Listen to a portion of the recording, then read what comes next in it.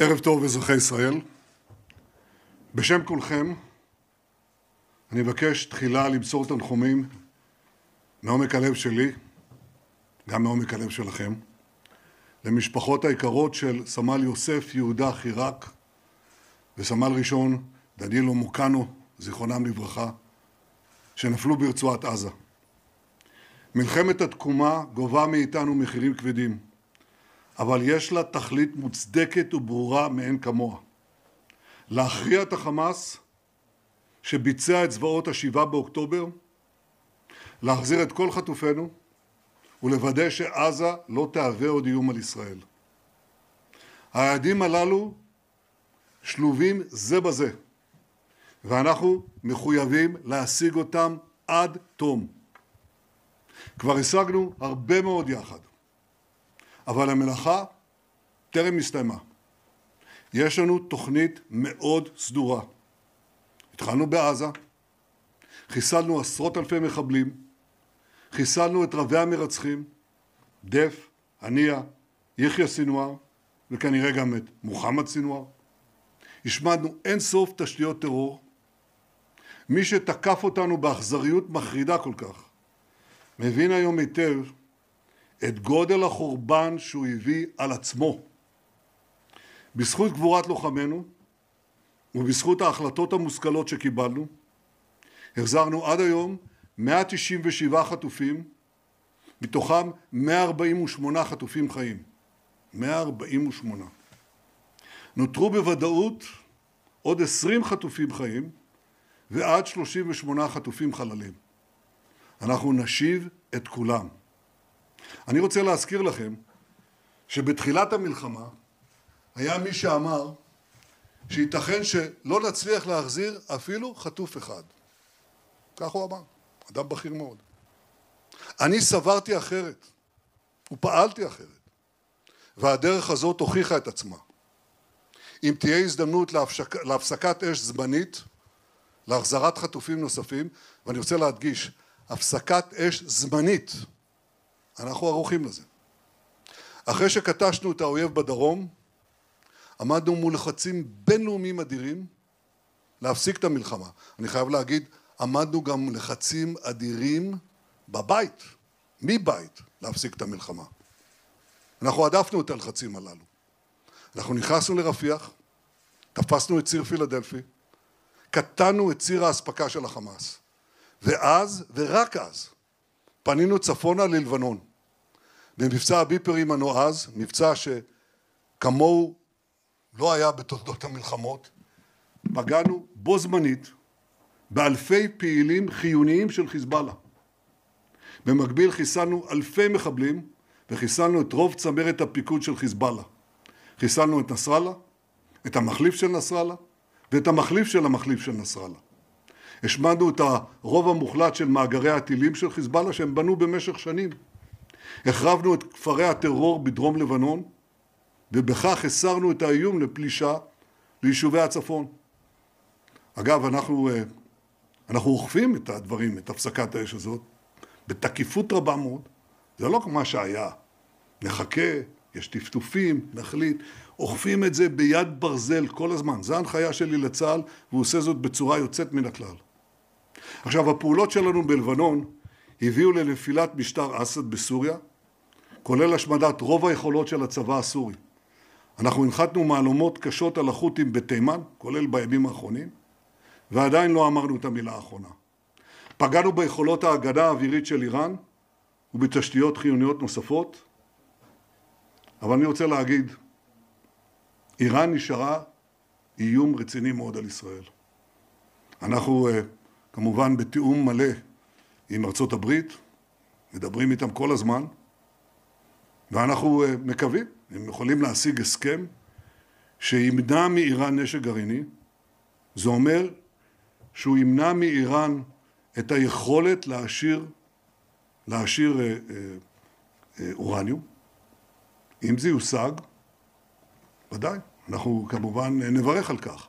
אבל בכל מקרה, מדינת ישראל שומרת לעצמה את הזכות להגן על עצמה מפני משטר שמאיים להשמיד אותנו. בכל מקרה, גם אם השגנו את ההישגים הגדולים מול הציר האיראני, עדיין לא השלמנו את המלאכה. מבצע מרכבות גדעון נועד לעשות את זה, להשלים את המלחמה, להשלים את המלאכה. לפני 3 ימים הוריתי יחד עם שר הביטחון, באישור של פה אחד של הקבינט, על פתיחת שלב נוסף במלחמת התקומה.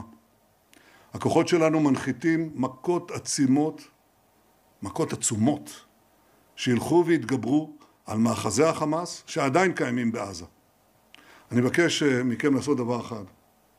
תשאלו את תושבי שדרות, נתיבות, באר שבע, יישובי עוטף עזה. הבתים שלהם רועדים. הם רועדים לא מטילי החמאס, אלא מעוצמת האש הכבירה של צה"ל.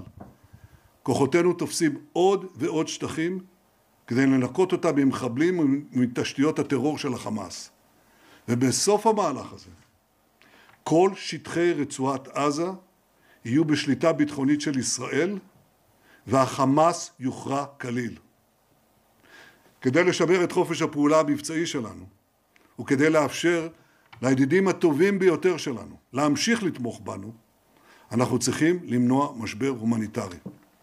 אמרנו את זה גם בתחילת המלחמה. אני שומע מהחברים הטובים ביותר של ישראל, חברים מהסנאט, ידידי אמת ונפש של המדינה שלנו, והם אומרים לי ככה: אנחנו נותנים לכם את כל הגיבוי, אנחנו שולחים לכם נשק, אנחנו נותנים לכם גיבוי במועצת הביטחון, תחסלו את המפלצות הללו, חסלו אותם. אבל דבר אחד אנחנו לא יכולים לקבל. אנחנו לא יכולים לקבל מצב של משבר הומניטרי בעזה. אבל מנגד, אנחנו יודעים, כולכם יודעים, שהחמאס בוזז חלק ניכר מהסיוע, ואת היתר הוא מוכר במחיר מופקע כדי לממן את צבא הטרור שלו. זה מקור הכסף לממן את גיוס הטרוריסטים.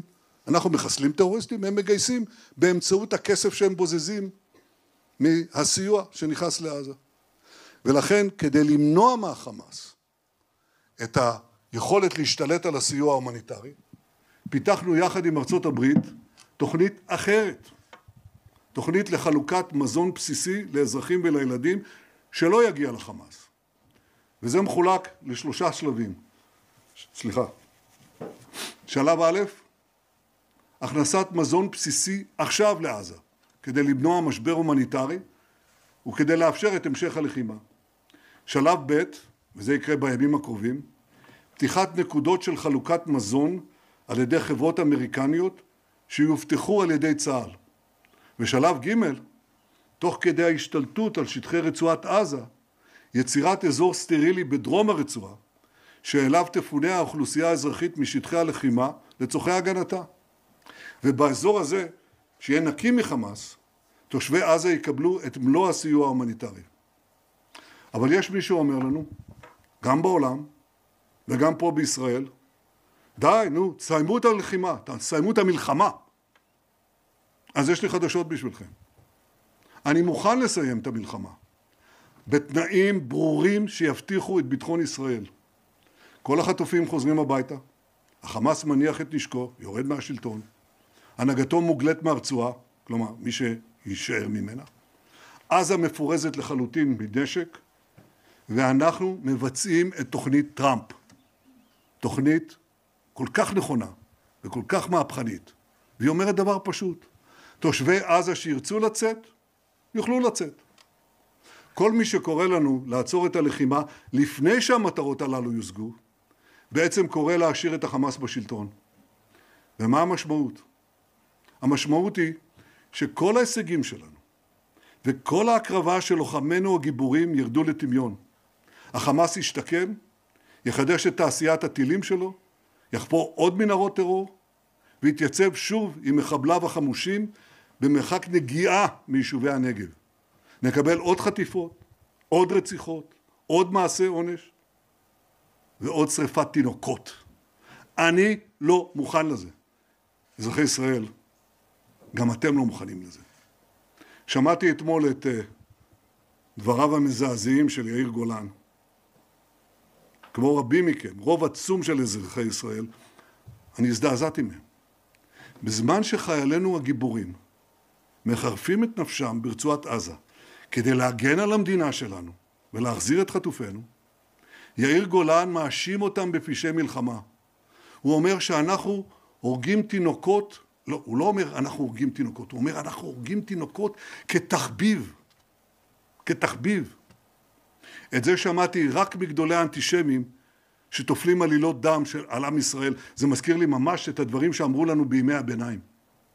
מי שבאמת יש לו תחביב להרוג תינוקות, והוא עושה זאת בזדון מפלצתי, זה החמאס. החמאס, ולא חיילי צה"ל, שעושים הכל כדי להימנע מההרג של אזרחים ושל תינוקות. אין צבא יותר מוסרי מצה"ל בעולם. אלא שבמקום להגן על חיילי צה"ל, יש כאלה שמגוננים על יאיר גולן, והם שופכים דלק למדורת האנטישמיות העולמית. אל גבול אובדן הדרך שלו ושל חבורת לשעברים שאיתו. אז זה כבר נאמר בפרקי האבות, הקנאה, התאווה והכבוד מוציאים את האדם מן העולם. ואני אגיד לכם למה הם עושים את זה. הם עושים את זה כי אצלם הכל פוליטי. כדי להפיל את ממשלת ישראל, הם מוכנים לעשות הכל. הכל. לשרוף את המועדון, להוציא את דיבת ישראל ולוחמי צה"ל בעולם, והם גם מוכנים לדבר נוסף. הם מוכנים שנפסיד במלחמה. אז לשמחתי, הרוב המוחלט של אזרחי ישראל דוחים את הדברים הללו בשעת נפש. ויותר מזה, זה לא מחליש את הרוח האיתנה של הלוחמים המופלאים שלנו.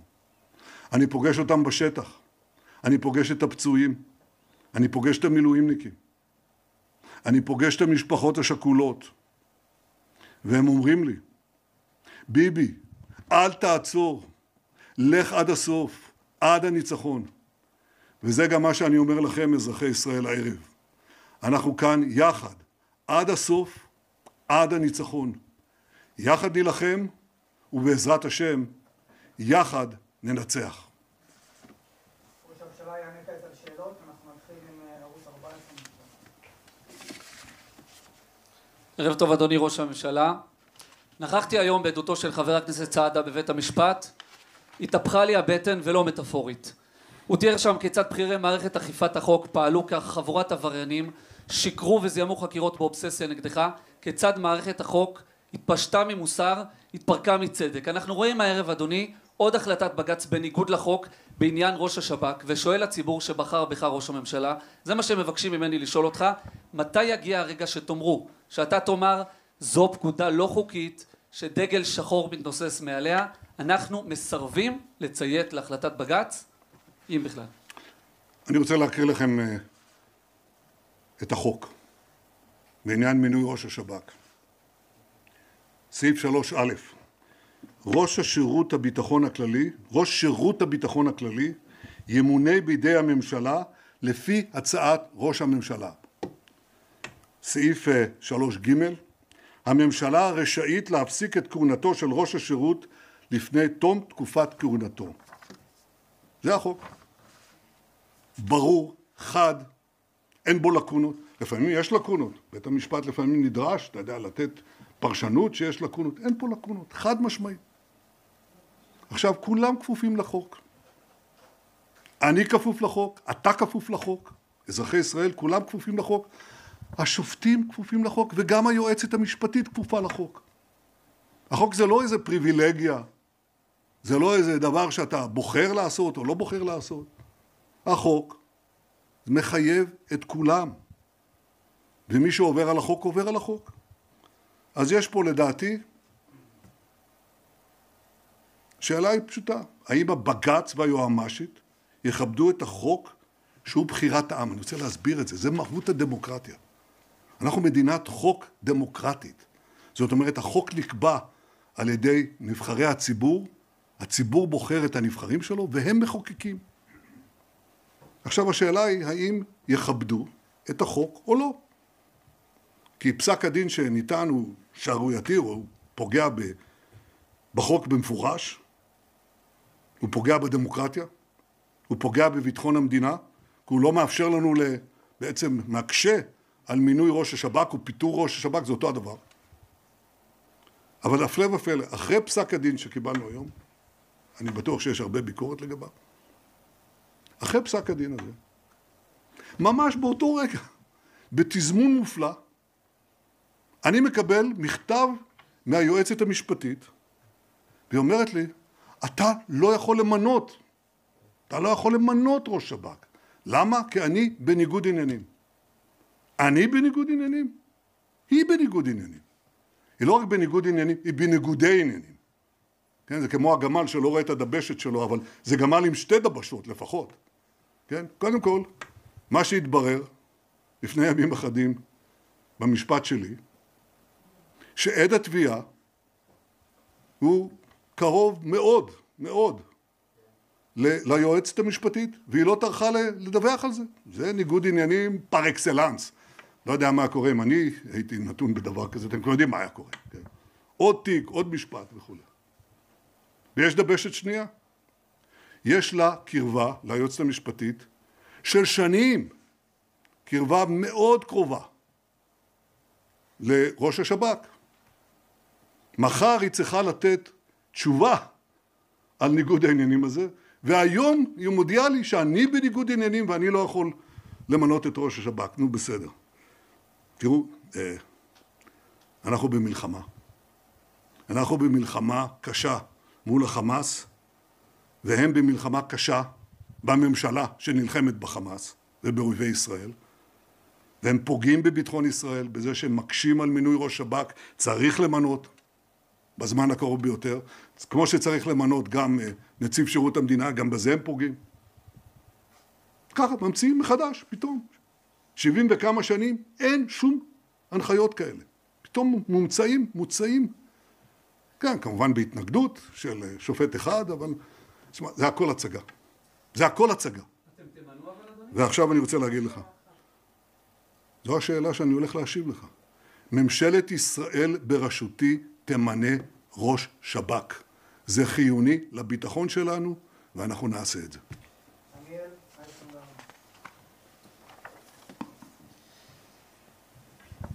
שלום ראש הממשלה, כבר לפני שנה וחצי הבטחת ניצחון מוחלט בקרוב. האם זה כישלון שלכם שהניצחון הזה עדיין לא הושג, ומתי להערכתך הוא כן יושג?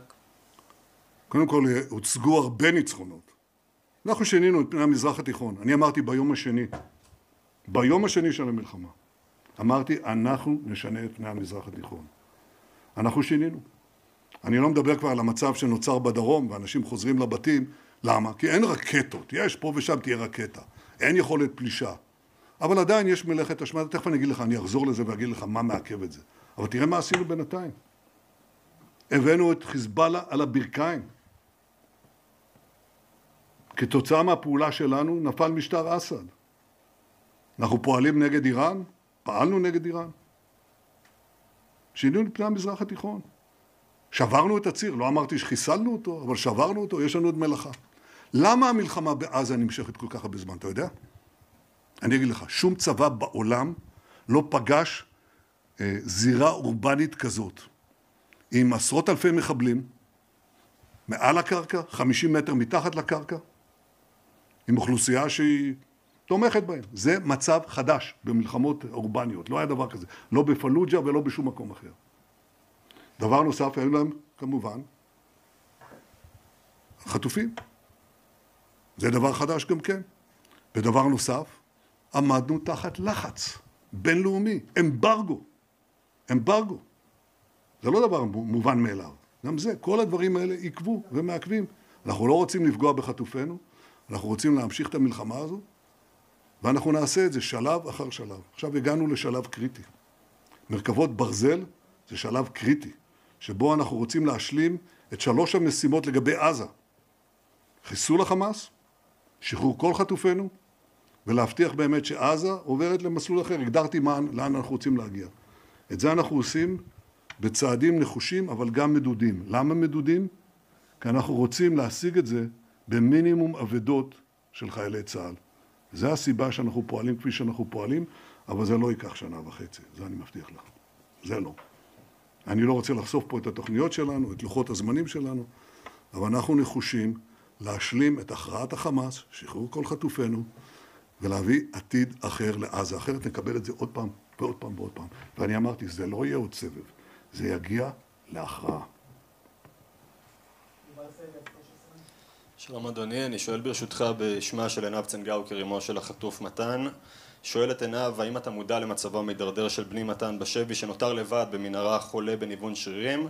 איך אתה יכול להבטיח לי שהוא לא ייהרג בשבי כתוצאה מהמחלה או כתוצאה מהתמרון הקרקעי המתרחב, שכבר הביא בעקיפין כמובן דרך מחבלי חמאס למותם של 41 חטופות וחטופים שנחטפו חיים ומתו במהלך המלחמה? והוסיף אני, ברשותך, האם תרצה מכאן לקרוא לחלק מתומכיך שתוקפים מילולית משפחות חטופים, ביניהם את עינב, לחדול מכך? קודם כל, אני פגשתי את עינב, דיברתי איתה באריכות, וכמובן שאני יודע, ואני מתפלא כי היא יודעת שאני יודע, על מצבו של בנה. גם שמעתי שאני סירבתי לקבל דוחות, פייק ניוז מטורף. אני מסרב לקבל דוחות על מצבם הבריאותי של החטופים. לא רק שאני לא מסרב, אני מבקש ומקבל כל הזמן באמצעות גל הירש שעושה עבודה נהדרת, באמצעות המטה שמטפל בנושא הזה, פירוט על מצב של כל חטוף וחטוף. כל חטוף וחטוף. ואמרתי לכם, יש 20 שבוודאות הם בחיים, ואנחנו בהחלט דואגים, אני לא יכול לפרט מה אנחנו עושים בעניין הזה, אבל אנחנו פועלים תוך כדי הקרב, א', לא לפגוע בהם, וגם לענות על שאלה שרבים מכם שואלים, ואני מבין אותה, היא חשובה דרך אגב. איך אנחנו משלימים את הכרעת החמאס ומחלצים את החטופים? יש הרבה דרכים, הרבה מחשבות שאנחנו משקיעים כאן, והרבה מאמצים. אני לא אפרט אותם, אבל אני רואה את המאמצים לגמרי משולבים. לא נוכל להוציא אותם בלי הצעדים הצבאיים. השילוב של הלחץ הצבאי, של הלחץ המדיני ושל התחבולנות, הם שיאפשרו לנו לחלץ אותם, לא מוותר על אף אחד, גם לא על מתן. סליחה? באשר למתקפות ברשת נגד משפחות חטופים, גם מקרב תומכים שלך? לא, אני לא מאמין בדבר הזה, לא מאמין בלדחוף, אני מבקש לא לעשות את זה, אני לא עושה את זה ואני מבקש מאחרים. אני סופג הרבה ביקורת, אבל בסדר. לעבור הלאה. צריך, המשימה חשובה כרגע, שום דבר אחר. כן, בבקשה. ערב טוב ראש הממשלה, אני רוצה להתחבר לשאלה שנשאלה כאן קודם, בנוגע לדברים שאמרת בחודש דצמבר, על כך שאנחנו נביא במהרה ניצחון מוחלט. זה לא הייתה אמירה אחת. ב-7 בפברואר 24 אמרת שהניצחון במרחק נגיעה. ב-7 באפריל אמרת שאנחנו כפסע מהניצחון. בחודש מרץ השנה אמרת שאנחנו על סיפו של הניצחון הגדול. אני רוצה דווקא לשאול, מה אתה אומר למילואימניקים שנמצאים בעשרות אלפיהם כרגע בשטח, עד מתי עזה 2023? קודם כל אנחנו על סיפו של ניצחון גדול. לא הגדרתי את זה בשניות או דקות או בשבועות, אבל מדינה, כן, אם מסתכל על מדינת ישראל שעומדת בשבע חזיתות, כפי שאף מדינה לא עמדה. גם בריטניה ובעלות הברית, היה להם אויב גדול, אבל הם היו עצומים, אבל מדינה קטנה שעומדת מול שבע חזיתות, מול מעצמה שקוראים לה איראן, כן, עם כל השלוחים שלה וכו', ואנחנו חוללנו בשנה וחצי את היפוך הקערה, והיום כולם חשבו, ב-7 באוקטובר אנחנו על סף חיסול, מי יודע מה, מדינת ישראל תתקיים, והיום כולם מכירים בזה, שאנחנו כוח עוצמתי בצורה בלתי רגילה, החזק ביותר במזרח התיכון. זה שינוי רציני מאוד בזמן יחסית קצר, בזמן היסטורי קצר, אבל אני מסכים איתך שיש לנו עוד מלאכה. לא אמרתי שזה נגמר, אמרתי שחוללנו באמת ניצחונות גדולים, אבל יש לנו עדיין כמה דברים לעשות כדי להשלים את הניצחון, ואנחנו נשקיע בזה את הזמן הדרוש. אגב, לפי לוח זמנים שמתוכנן, ואני לא מתכוון לתת אותו לחמאס. אנחנו נעשה את זה. מה אתה אומר למילואים? לגבי המילואים, אני רוצה להגיד הרבה דברים. קודם כל, אני מצדיע להם. אני נפגש איתם. אני נפגש עם המשפחות שלהם. אתה שומע אותי דרך אגב? כן. שומעים אותי, יופי. אני נפגש עם המשפחות שלהם, נפגש עם נשות המילואימניקים. ואני רואה דבר עצום. קודם כל, אני רואה את רוח הלחימה. ואני רואה את ההקרבה. ואני רואה גם את המחיר שהם משלמים. ואנחנו רוצים לעזור להם. אז אנחנו הוצאנו עד היום, אנחנו עכשיו בממשלה החלטנו לפני כמה ימים, על תוספת של 3.5 מיליארד שקל. זה הולך לכל. זה הולך לגן, וזה הולך ללימודים, וזה הולך לעזרה בבית, וזה הולך להרבה דברים. והדבר החשוב ביותר, אנחנו העלינו את זה לרשת, זה כל כך הרבה פריטים שאני לא יכול לפרט כאן, אם כי הייתי רוצה לעשות את זה, אבל הכנסנו שם סעיף אחד, אתה נכנס לאינטרנט, אתה נותן את הפרטים שלך, ואתה מקבל את כל מארג הזכויות שמגיע לך, וזה הרבה. אז קודם כל אני רוצה שתדעו את זה, ותכנסו לאינטרנט ותגלו את זה, זה אחד. זה בא בתוספת לעוד 17 מיליארד, בערך 16 מיליארד שקל שנתנו, זאת אומרת יש 20 מיליארד שקל שנתנו למילואים, דבר כזה לא היה מעולם, ומגיע להם, אני אומר לך מגיע להם יותר. אנחנו הולכים לחלק קרקעות, זה מאבק בירוקרטי שלא תדעו. אני מוביל את זה, אני ביטלתי ישיבות, אמרתי זה לא מה שהתכוונתי, אני רוצה שהם יוכלו לקנות קרקעות, כמו שאחרים קונים קרקעות במחירים, לא במחירים כאלה, ואחרים קונים במחירים כאלה, הם משרתים אותנו. אז זה יהיה גם כן. אנחנו נעשה הכל למענם, כי הם עושים הכל למעננו.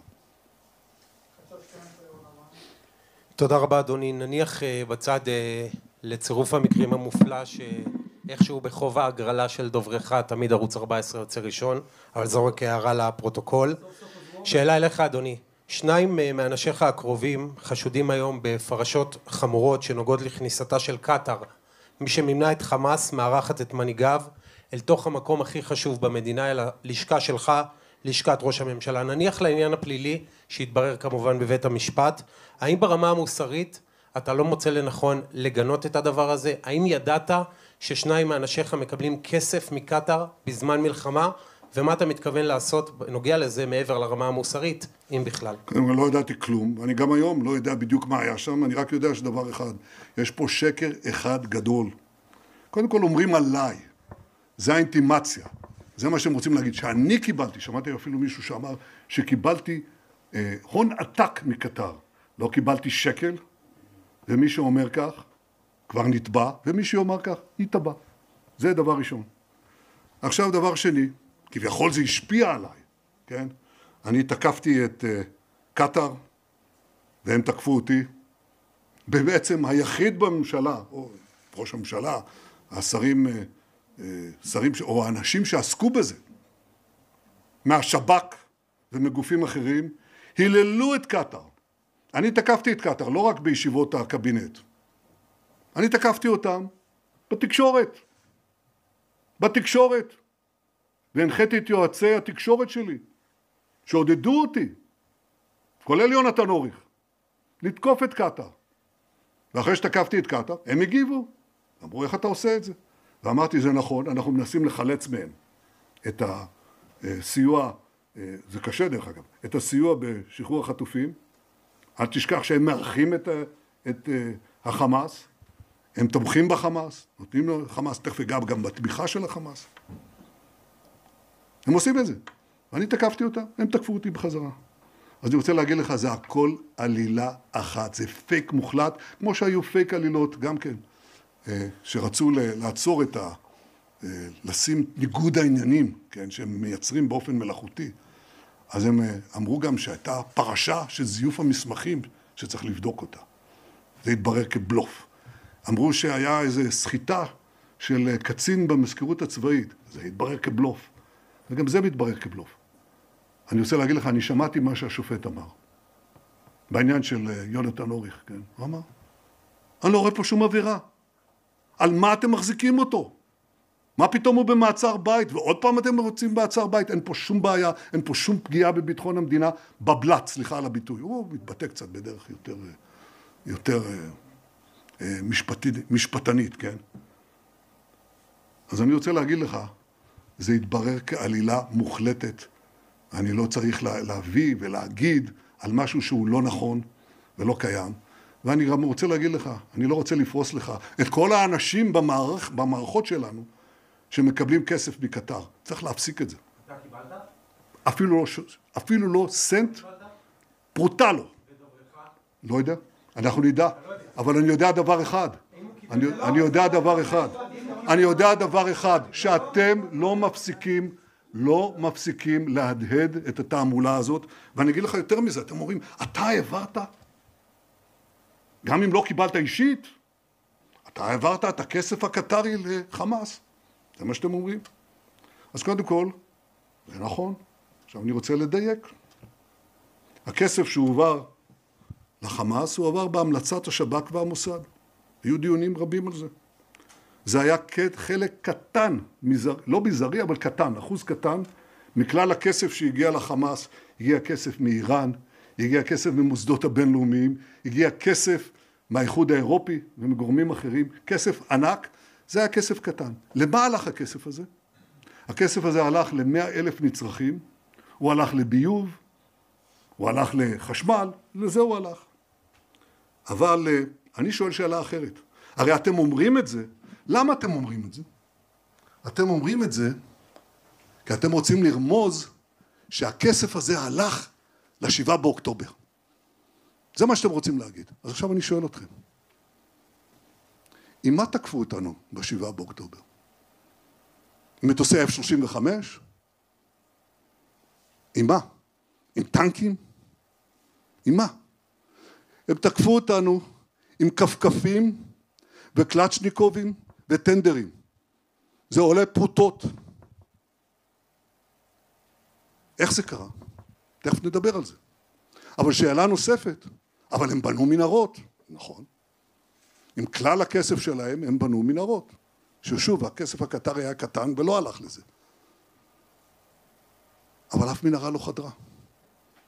אף מנהרה אחת לא חדרה, לא ב7 באוקטובר ולא מאז ה7 באוקטובר. למה לא חדרה אף מנהרה? כי אני, כראש ממשלה, התעקשתי על בניית קיר סלארי, קיר תת-קרקעי, שחסם את כל המנהרות. אז הם לא חדרו מתחת לקרקע, ומעל הקרקע הם חדרו עם טנדרים, כפכפים וקלצ'ניקובים, שלא עולים כלום. זאת אומרת שמה שהביא ל7 באוקטובר, זה לא הכסף הקטרי, זה בלוף אחד ענק, כמו הבלוף הזה של קטר גייט. מה שהביא לכך, זה שרשרת כשלים שצריך לבדוק אותם. אני עומד על כך, שהם ייבדקו עד תום, עד הסוף. וכל אחד יישא באחריות האמיתית, שוועדה אובייקטיבית, ולא מוטט, תמצא. ואני רוצה לשאול, איך זה קרה? איך זה קרה שלא היה מישהו ליד הגדר?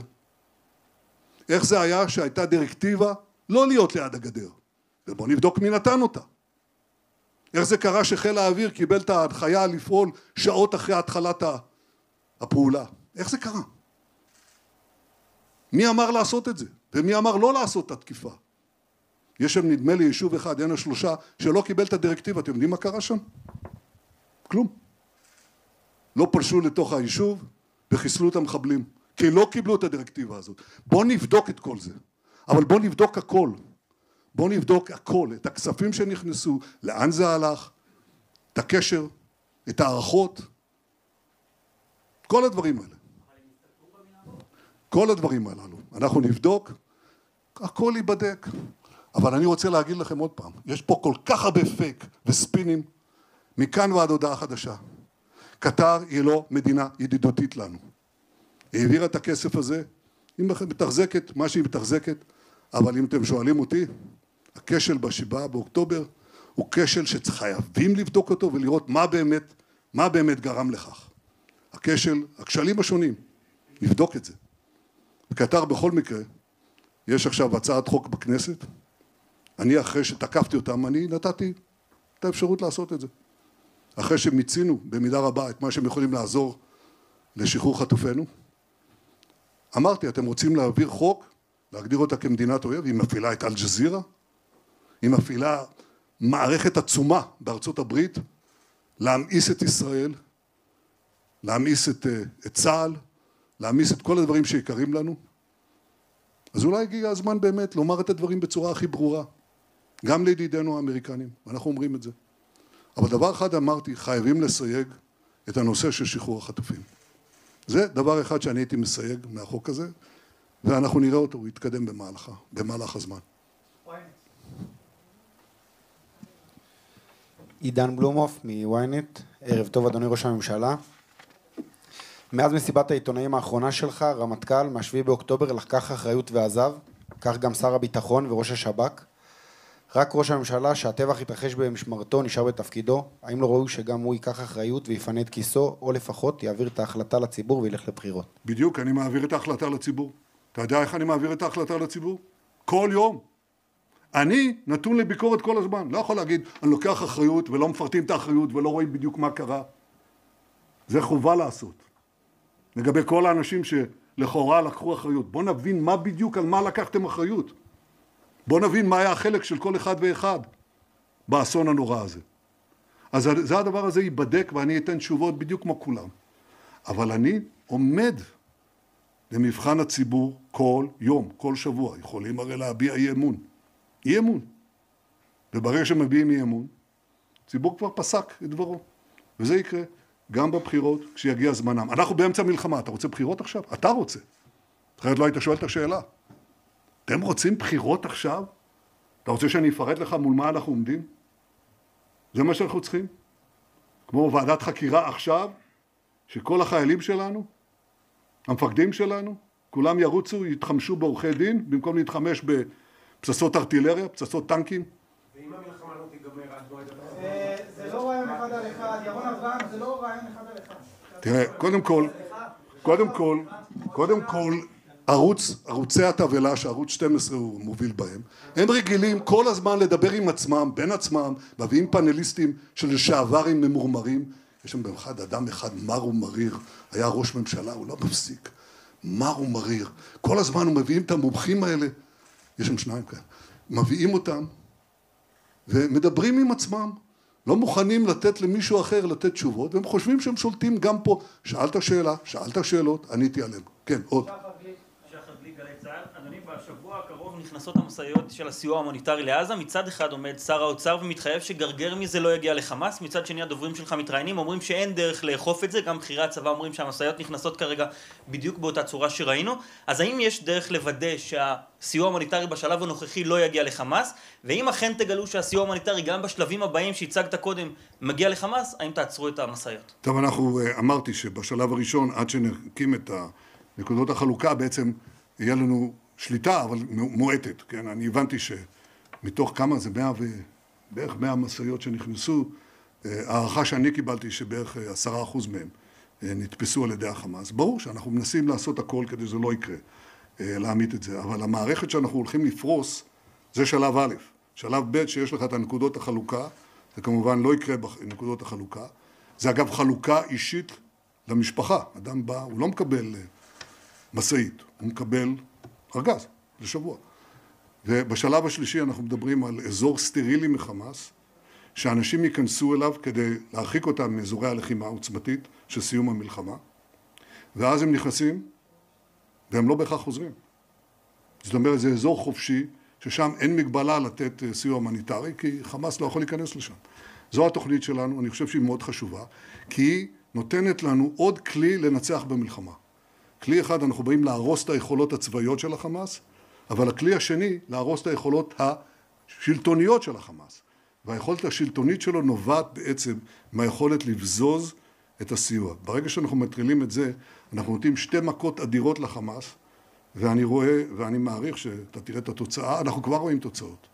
אני לא יודע אם ראיתם את הסרטונים האלה של עזתים, הם באים ואומרים, אני אחמד וכו', ואני אומר, חמאס תפסיקו, אחד קורא, ביבי נתניהו, תציל אותנו מהחמאס, ויש שם הפגנות, וכשרוצים להיכנס לבתים, אנשים עזתים אומרים, אל תיכנסו לבית שלנו, אתם תהרסו לנו את הבית, כי ישראל תפעל נגד הבית שלנו, צאו מכאן. אלה דברים שלא ראינו בתחילת המלחמה, ואנחנו רואים היום. זה מציב בפנינו גם אתגר וגם הזדמנות להשלים את המלאכה. אנחנו נעשה הכל כדי למנוע השתתפות של החמאס, אני לא יכול להבטיח לך שזה יהיה מושלם, ונעשה הכל כדי שהם לא יוכלו להשתלם. שלום אדוני, אנה ברסקי מעריב, בהקשר של הכנסת הסיוע ההומניטרי, אני חושב שחשוב להעמיד דברים על דיוקם, לאור המשבר הדיפלומטי הקשה שאנחנו חווים מול מדינות אירופה. אנחנו שמענו בכירים במדינות אירופה בימים האחרונים, מאיימים איום ברור ומפורש בהטלת סנקציות על ישראל, והם תוקפים לא רק את המצב ההומניטרי הנוכחי, כן, המעט משאיות שנכנסות, אלא גם התוכנית שזה אתה הזכרת אותה, כן, הם אומרים שזה לא ישים, התוכנית של חלוקת הסיוע במתחמים, כן, על ידי חברות פרטיות, הם קוראים לזה דרך לאסון. האם אתה יכול להגיד עכשיו, כן, בשידור מול המצלמות, שאנחנו נספוג סנקציות, מוכנים גם לזה, ובשום פנים ואופן אנחנו בעצם לא נחזור להכנסת הסיוע, כפי שאולי היו רוצים באירופה, כן, ללא מגבלות. זה אותם... גם במחיר של הסנקציות. תודה. אנחנו נעשה מה שצריך להשלים את המלחמה. הסנקציות המעניינות הן במקום אחר. זה כמובן במועצת הביטחון של האו"ם, בסנקציות כובלות. החלטה שאנחנו לא נאפשר, אני מקווה גם שאתם מבינים, שזה המטרה של החמאס. הוא רוצה להפסיק את המלחמה, לסיים את המלחמה, להביא שם החלטה כובלת של מועצת הביטחון, שאז זה מחייב 180 מדינות להטיל עליהן סנקציות, וארצות הברית לא יכולה להטיל וטו על החלטה שכבר עברה. אם תנסה לשנות אותה, אז סין תטיל וטו על החלטת ארצות הברית, או מדינות אחרות שיש להן זכות וטו. לכן אנחנו לא מקבלים את התנאי הזה, זה תנאי ילדותי, שאומרים, טוב, אנשים שלא מבינים בכלל מה הם מדברים, אומרים, מה הבעיה? סיים את המלחמה, בתנאים של החמאס, תוציא את החטופים ואחר כך תחזור. הם שוכחים בדיוק את השאלה שאת שאלת, אבל על סטרואידים. זה לא שזה יעלה בחינם. תצטרך לפנות את כל הרצועה, תקבל החלטה כובלת במועצת הביטחון, שתשתק את כלכלת ישראל לחלוטין, וגם את מערכות הביטחון שלנו. זה דבר מטורף. פשוט מטורף. אז התשובה היא, אנחנו נמשיך לעשות מה שצריך כדי להשלים את המלחמה. באשר למדינות אירופה, אני חושב שקודם כל תדעו, אלה אותן מדינות שאמרו לנו, סיימו את המלחמה קודם לכן, אל תיכנסו ללבנון, אל תיכנסו לרפיח, כולם אמרו לנו את אותו הדבר. אמרו לנו את זה. ולא שמענו להם. וקיבלנו אפילו סנקציות מידידתנו הגדולה ביותר, ארצות הברית. והיו גם סנקציות על אנשים. אני חושב שזה דבר נורא והיום. אני מאוד מעריך את זה שהנשיא טראמפ ביטל את כל הסנקציות האלה נגד המתיישבים שלנו, ואני חושב שזה פשוט תעודת בושה שבריטניה, במקום להטיל סנקציות על חמאס, מטילה סנקציות על אישה שיום יום מאוימת על כבישי יו"ש על ידי טרוריסטים של חמאס.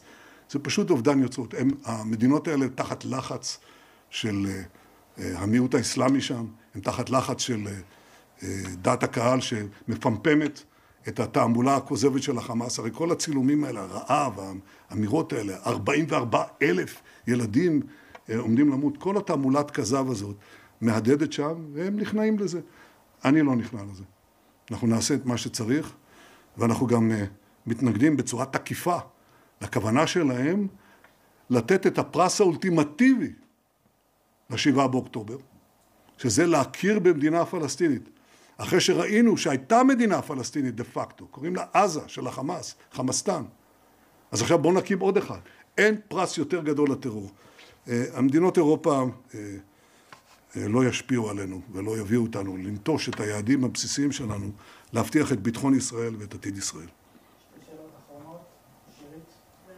אדוני ראש הממשלה, מדיניות הטפטופים בעוטף עזה שנמשכה 20 שנה ללא טיפול הובילה בסוף ל7 באוקטובר. תושבי יהודה ושומרון תוהים למה מחכים שיגיע גם תורם אחרי פיגועים רבים מדי שעוברים בטיפול כירורגי בלבד, כולל אחרי הרצח רק עכשיו של צאלה גז, אישה הרה שבנה נאבק על חייו. טוב, אנחנו לא במדיניות טפטופים, אנחנו בוודאי לא במדיניות מתונה, משום וזה לא מפחית כמאומה מהטרגדיה הזאת של צאלה גז, משפחתה, וגם פיגועים אחרים שהיו. אנחנו תופסים את המרצחים האלה, אנחנו פועלים גם נגד שולחיהם, אבל אנחנו עושים דבר נוסף. בעצם בשנה האחרונה, ונדמה לי במחצית השנה האחרונה, אנחנו עשינו משהו שלא נעשה אף פעם. אנחנו נכנסנו גם לא ב-2003. אנחנו נכנסנו, 2002. אנחנו נכנסנו בחומת מגן, כן. אנחנו נכנסנו סימולטנית למחנות הפליטים המובילים, פשוט ריסקנו אותם. והדבר הזה הביא לירידה סטטיסטית מאוד משמעותית בפיגועים, אבל זה לא משנה, לאותה משפחה שנפגעת וסובלת את הטרגדיה הזאת, כמובן הסטטיסטיקה לא משנה. אבל מבחינתנו, שאנחנו מסתכלים על הכל, עשינו דבר שלא נעשה בעבר, והוא נושא תוצאות, ואנחנו נמשיך בזה ונגדיל את זה. אנחנו לא מוכנים, איך אומרים, לא מוותרים לאף טרוריסט. זה לא משנה אם הוא בתימן, או בעזה, או בלבנון, או ביהודה ושומרון. אדוני ראש הממשלה, בהמשך לנושא היועמ"שית, האם מה שנראה כמו התעמרות מכוונת ופוליטיקה מצד היועמ"שית ואפילו מצד נשיא בג"ץ, זה משהו שעלול להפריע או כבר מפריע לך בניהול המלחמה, והאם זה משהו שאויבינו יכולים לסמן אותו כסוג של חולשה? אני חושב שזה מפריע קודם כל למדינת ישראל. גם לא בעת מלחמה זה מפריע, משום שזה קודם כל פוגע בדמוקרטיה. זה אנשים שחושבים שהסכנה הגדולה ביותר לדמוקרטיה היא הדמוקרטיה. זאת אומרת, בחירת העם, לא ייתכן דבר כזה. מה זאת אומרת, העם יחליט, הוא יבחר את הנציגים, והם יחליטו את מי למנות, לפי החוק כתוב שהם מחליטים. כי אנחנו מעבירים את ההחלטה אלינו. זה לא יכול להיות. צריכים להיות מורמים מעם ולהבין שיש משהו יותר חשוב ויותר, איך אומרים, יותר קובע משיקול העם. אז החוק מגדיר בדיוק מה צריך לעשות כאן, וצריך לכבד את החוק. זה בכל עת. אבל בזמן מלחמה, לעצור את מינויים הכרחיים, לנסות להתערב במינוי הכרחי של ראש השב"כ, אתה רוצה שאני אגיד לך כמה זה פוגע? זה פוגע. או לעצור אפילו את המינוי של נציב שירות המדינה, שאגיד לך כמה זה פוגע בעבודה של הממשלה, שצריכה לפעול גם בזמן מלחמה, זה פוגע. הדברים האלה פוגעים, כן, התשובה היא כן. איזה סרבו לציית, אדוני? אמרתי לך שאנחנו נמנה, הממשלה בראשותי תמנה את ראש השב"כ. שאלה אחרונה בהחלט, זה מסתמן כחולשה בין אויבינו? תודה, שלמה. אדוני ראש הממשלה, הנשיא טראמפ התחיל לפעול ישירות מול חמאס, מול מדינות ערב, כולל משא ומתן ישיר עם איראן, עסקה של טריליוני דולרים מול קטר וסעודיה. האם ניתן לומר שהאסטרטגיה שלך מול ארצות הברית נכשלה, והאם הנורמליזציה עם סעודיה עדיין יכולה לקרות לאור זה שסעודיה דורשת את סיום המלחמה ועומדת גם להכיר ביוני במדינה פלסטינית? קודם כל אני רוצה להגיב לנגזרת של השאלה שלך, שמהודהדת בתקשורת הישראלית, וגם בחלק מהתקשורת האמריקנית, כן? קרע בין ישראל לארצות הברית, קרע בין נתניהו לטראמפ. אני אתן לכם קצת פרטים אולי שלא ידועים לכם, אוקיי? לפני ימים אחדים, נדמה לי 10 ימים בערך, אולי קצת יותר, שוחחתי עם הנשיא טראמפ בטלפון. והוא אמר לי, לישנה, ביבי, אני רוצה שתדע, יש לי מחויבות מוחלטת לך, ויש לי מחויבות מוחלטת למדינת ישראל. לפני ימים אחדים דיברתי עם סגן הנשיא ואנס. הוא אמר לי, תשמע, את רוצה אני אגיד לך את זה באנגלית, אבל אני אתרגם. כן. הוא אמר לי, don't pay attention to all these fake news spins about this rupture between us.